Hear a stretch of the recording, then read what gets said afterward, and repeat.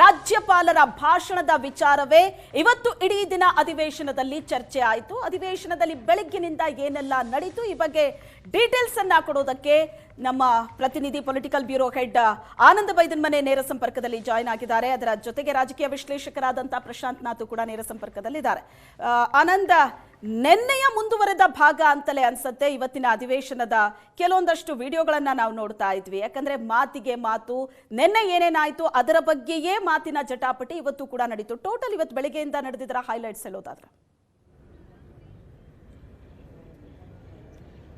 ಶ್ವೇತಾ, ಇವತ್ತು ನಿರೀಕ್ಷೆಯಂತೆ ಇವತ್ತು ರಾಜ್ಯ ವಿಧಾನಮಂಡಲ ಅಧಿವೇಶನದಲ್ಲಿ ನಿನ್ನೆ ರಾಜ್ಯಪಾಲರು ಭಾಷಣ ಓದದೇ ಇರತಕ್ಕಂಥ ವಿಚಾರ ಬೇರೆ ಬೇರೆ ಸ್ವರೂಪಗಳಲ್ಲಿ ಪ್ರತಿಧ್ವನಿಸಿತು.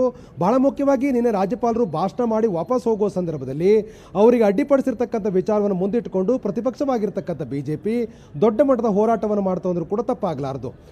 ಮುಖ್ಯವಾಗಿ ಇವತ್ತು ವಿಧಾನಸಭೆ ಕಲಾಪದಲ್ಲಿ ಬೆಳಗ್ಗೆ ಕಲಾಪ ಆರಂಭ ಆಗ್ತಿದ್ದ ಹಾಗೇನೆ ಸ್ಪೀಕರ್ ಮೇಲೆ ಒತ್ತಡ ಹೇರಿದಂಥ ಪ್ರತಿಪಕ್ಷವಾಗಿರ್ತಕ್ಕಂಥ ಬಿಜೆಪಿ ನಿನ್ನೆ ರಾಜ್ಯಪಾಲರ ಭಾಷಣದ ಸಂದರ್ಭದಲ್ಲಿ ಭಾಷಣ ನಡೆದು ಅವರು ವಾಪಸ್ ಹೋಗುವ ಸಂದರ್ಭದಲ್ಲಿ ಅವರಿಗೆ ಅಡ್ಡಿಪಡಿಸಿರ್ತಕ್ಕಂಥವ್ರ ಮೇಲೆ ಕ್ರಮ ಆಗಬೇಕು ಅಂತೇಳಿ ಒತ್ತಾಯಿಸಿ ನಿನ್ನೆ ಕೊಟ್ಟಿರ್ತಕ್ಕಂಥ ಅರ್ಜಿ ಇತ್ತು, ಅರ್ಜಿಯ ಬಗ್ಗೆ ಚರ್ಚೆ ಮಾಡಲಿಕ್ಕೆ ಅವಕಾಶ ಕೊಡಬೇಕು ಅಂತೇಳಿ ಪ್ರತಿಪಕ್ಷದ ನಾಯಕರಾಗಿರ್ತಕ್ಕಂಥ ಆರ್ ಅಶೋಕ್ ಒತ್ತಾಯ ಮಾಡಿದ್ರು. ಅದಕ್ಕೆ ಧ್ವನಿಗೂಡಿಸಿದಂಥ ಬಿಜೆಪಿ ಸದಸ್ಯರು ಕೂಡ ಚರ್ಚೆಗೆ ಈಗಲೇ ಅವಕಾಶ ಕೊಡಬೇಕು ಅಂತೇಳಿ ಒತ್ತಾಯವನ್ನು ಮಾಡಿದ್ರು.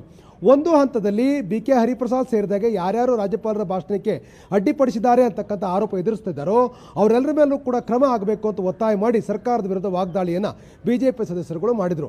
ಪ್ರತಿಪಕ್ಷ ನಾಯಕ ಆರ್ ಅಶೋಕ್ ಅವರು ಚರ್ಚೆಗೆ ಒತ್ತಾಯ ಮಾಡಿದಂಥ ಹಿನ್ನೆಲೆಯಲ್ಲಿ ಅಂತಿಮವಾಗಿ ಸ್ಪೀಕರ್ ಅವರು ಚರ್ಚೆಗೆ ಅವಕಾಶವನ್ನು ಕೊಟ್ಟರು.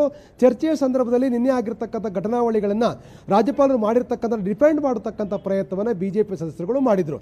ಮುಖ್ಯವಾಗಿ ಆರ್ ಅಶೋಕ್ ಅವರು ರಾಜ್ಯಪಾಲರಿಗೆ ಇರ್ತಕ್ಕಂಥ ಅಧಿಕಾರನ ಬಳಕೆ ಮಾಡಿಕೊಂಡು ಅವರು ಭಾಷಣ ಓದದೇ ಇರತಕ್ಕಂಥದ್ದು ಸರಿ ಅಂತಕ್ಕಂಥ ಮಾತನ್ನು ಹೇಳುವ ಮೂಲಕ ರಾಜ್ಯಪಾಲರ ನಡೆಯನ್ನು ಸಮರ್ಥನೆ ಮಾಡಿಕೊಂಡ್ರು. ಅವರಿಗೆ ದನಿಗೂಡಿಸಿದಂಥ ಸುನಿಲ್ ಕುಮಾರ್, ಅಶ್ವಥ್ ನಾರಾಯಣ್ ಸೇರಿದಾಗೆ ಆರಗ ಜ್ಞಾನೇಂದ್ರ, ಸುರೇಶ್ ಕುಮಾರ್ ಎಲ್ಲರೂ ಕೂಡ ರಾಜ್ಯಪಾಲರ ಕ್ರಮವನ್ನು ಸಮರ್ಥನೆ ಮಾಡಿಕೊಂಡ್ರು. ಆದರೆ ಅದಕ್ಕೆ ತೀಕ್ಷ್ಣವಾದ ಪ್ರತಿಕ್ರಿಯೆ ನೀಡಿದಂಥ HK ಪಾಟೀಲ್ ಅವರು ರಾಜ್ಯಪಾಲರು ಸದನಕ್ಕೆ ಅವಗೌರವ ತರಿದ್ದಾರೆ ಅಂತಕ್ಕಂಥ ಒಂದು ಆರೋಪವನ್ನು ಮಾಡಿದರು. ಅವರ ವಿರುದ್ಧ ತೀಕ್ಷ್ಣವಾದಂಥ ಒಂದು ಪ್ರತಿಕ್ರಿಯೆಗಳನ್ನು ನಾವು ಈ ಸದನದ ಮೂಲಕ ನೀಡಬೇಕಾಗತ್ತೆ ಅಂತಕ್ಕಂಥ ಮಾತನ್ನು ಕೂಡ ಹೇಳಿದಾಗ ಸದನದಲ್ಲಿ ಒಂದು ರೀತಿ ಗೊಂದಲದ ವಾತಾವರಣ ನಿರ್ಮಾಣ ಆಯಿತು.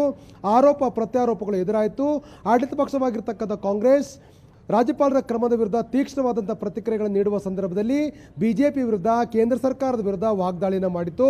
ಅದಕ್ಕೆ ಪ್ರತಿಯಾಗಿ ಬಿಜೆಪಿ ಸದಸ್ಯರು ಕೂಡ ಸರ್ಕಾರದ ವಿರುದ್ಧ, ರಾಜ್ಯ ಸರ್ಕಾರದ ವಿರುದ್ಧ ವಾಗ್ದಾಳಿ ಮಾಡಿದಂಥ ಹಿನ್ನೆಲೆಯಲ್ಲಿ ಅಂತಿಮವಾಗಿ ರಾಜ್ಯಪಾಲರ ಭಾಷಣಕ್ಕೆ ಸಂಬಂಧಪಟ್ಟಾಗೆ ಪರಸ್ಪರ ಆರೋಪ ಪ್ರತ್ಯಾರೋಪಗಳು ಕೇಳಿ ಬಂದಂಥ ಹಿನ್ನೆಲೆಯಲ್ಲಿ ಸದನ ಒಂದು ರೀತಿ ಕಂಟ್ರೋಲ್ ಆಗದೇ ಇರತಕ್ಕಂಥ ಹಿನ್ನೆಲೆಯಲ್ಲಿ ಕಲಾಪವನ್ನು ಮುಂದೂಡಿಕೆ ಮಾಡಲಾಗಿತ್ತು. ಮತ್ತೆ ಸದನ ಸೇರಿದಾಗಲೂ ಕೂಡ ವಾತಾವರಣ ತಿಳಿಯಾಗಿರಲಿಲ್ಲ. ಆ ಸಂದರ್ಭದಲ್ಲಿ ಅಬಕಾರಿ ಇಲಾಖೆಯಲ್ಲಿ ನಡೆದಿರ್ತಕ್ಕಂಥ ಭ್ರಷ್ಟಾಚಾರದ ಪ್ರಕರಣವನ್ನು ಪ್ರತಿಪಕ್ಷವಾಗಿರ್ತಕ್ಕಂಥ ಬಿಜೆಪಿ ಪ್ರಸ್ತಾಪ ಮಾಡಿದಂಥ ಹಿನ್ನೆಲೆಯಲ್ಲಿ ಸಹಜವಾಗಿ ಸದನದಲ್ಲಿ ಕೋಲಾಹಲದ ವಾತಾವರಣ ನಿರ್ಮಾಣ ಆಯಿತು. ಸಚಿವರಾಗಿರ್ತಕ್ಕಂಥ RB ತಿಮ್ಮಾಪುರ್ ಅವರನ್ನ ಸಂಪುಟದಿಂದ ಕೈ ಬಿಡಬೇಕು ಅಂತಕ್ಕಂಥ ಒತ್ತಾಯವನ್ನು ಬಿಜೆಪಿ ಸದಸ್ಯರುಗಳು ಮಾಡಿದರು. ಹಿಂದೆ KS ಈಶ್ವರಪ್ಪ ವಿರುದ್ಧ ಆರೋಪ ಕೇಳಿ ಬಂದಾಗ ಅವರು ರಾಜೀನಾಮೆ ಪಡೆಯಲಾಗಿತ್ತು. ಅದೇ ರೀತಿ ಈಗ ತಿಮ್ಮಾಪುರ್ ಮೇಲೆ ಗಂಭೀರವಾಗಿರ್ತಕ್ಕಂಥ ಆರೋಪ ಕೇಳಿ ಬಂದಿದೆ. ಅವರನ್ನು ಸಂಪುಟದಿಂದ ಕೈ ಬಿಡಬೇಕು ಅಂತೇಳಿ ಒತ್ತಾಯ ಮಾಡಿದಂಥ ಹಿನ್ನೆಲೆಯಲ್ಲಿ ಕಲಾಪವನ್ನು ನಡೆಸಲಿಕ್ಕೆ ಸಾಧ್ಯ ಆಗಿಲ್ಲ. ಕಲಾಪವನ್ನು ಮತ್ತೊಂದು ಬಾರಿ ಮುಂದೂಡಿಕೆ ಮಾಡಿದ್ರು ಕೂಡ ಪರಿಸ್ಥಿತಿ ತಿಳಿಯಾಗದೇ ಇರುವಂಥ ಕಾರಣಕ್ಕಾಗಿ ಕಲಾಪವನ್ನು ಮಂಗಳವಾರಕ್ಕೆ ಮುಂದೂಡಿಕೆ ಮಾಡಲಾಗಿದೆ. ಇನ್ನೊಂದು ಕಡೆ ವಿಧಾನ ಪರಿಷತ್ತಲ್ಲೂ ಕೂಡ ಇದೇ ರೀತಿಯಾಗಿರ್ತಕ್ಕಂಥ ವಾತಾವರಣ ನಿರ್ಮಾಣ ಆಗಿತ್ತು. BK ಹರಿಪ್ರಸಾದ್ ಅವರ ಮೇಲೆ ಕ್ರಮ ಆಗಬೇಕು ಅಂತ ಒತ್ತಾಯಿಸಿ ಬಿಜೆಪಿ ಸದಸ್ಯರುಗಳು ಆಗ್ರಹ ಮಾಡಿದಂಥ ಹಿನ್ನೆಲೆಯಲ್ಲಿ ಕಲಾಪವನ್ನು ನಡೆಸಲಿಕ್ಕೆ ಸಾಧ್ಯ ಆಗಲೇ ಇಲ್ಲ. ಆದರೆ ಬಿಜೆಪಿಯ ಯಾವುದೇ ಒಂದು ಆರೋಪಕ್ಕೂ ಕೂಡ ಒಂದು ಪ್ರತಿಕ್ರಿಯೆ ನೀಡಲಿಕ್ಕೆ ಮುಂದಾದಂಥ ಕಾಂಗ್ರೆಸ್ ಸದಸ್ಯರು ಎಲ್ಲರೂ ಕೂಡ ವಾಪಸ್ ರಾಜ್ಯಪಾಲರ ವಿರುದ್ಧ ವಾಗ್ದಾಳಿ ಮಾಡಿದಂಥ ಹಿನ್ನೆಲೆಯಲ್ಲಿ ಕಲಾಪದಲ್ಲೂ ಕೂಡ ಒಂದು ರೀತಿ ಗೊಂದಲದ ವಾತಾವರಣ ನಿರ್ಮಾಣ ಆಗಿತ್ತು.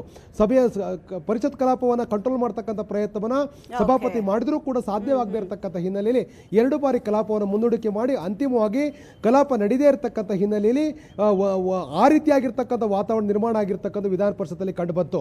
ಆದರೆ BK ಹರಿಪ್ರಸಾದ್ ಮಾತ್ರ ತಮ್ಮ ಕ್ರಮವನ್ನು ಸಮರ್ಥನೆ ಮಾಡಿಕೊಂಡಿದ್ದಾರೆ ಮತ್ತು ಸದನದಲ್ಲಿ ಬಿಜೆಪಿ ಹೈಕಮಾಂಡ್ ವಿರುದ್ಧ, ಬಿಜೆಪಿ ನಾಯಕರ ವಿರುದ್ಧ ವಾಗ್ದಾಳಿ ಮಾಡುವ ಪ್ರಯತ್ನವನ್ನು ಅವರು ಕೂಡ ನಡೆಸಿರ್ತಕ್ಕಂಥ ಇವತ್ತಿನ ಸಭೆಯ ಹೈಲೈಟ್ ಆಗಿತ್ತು. Anand, thank you.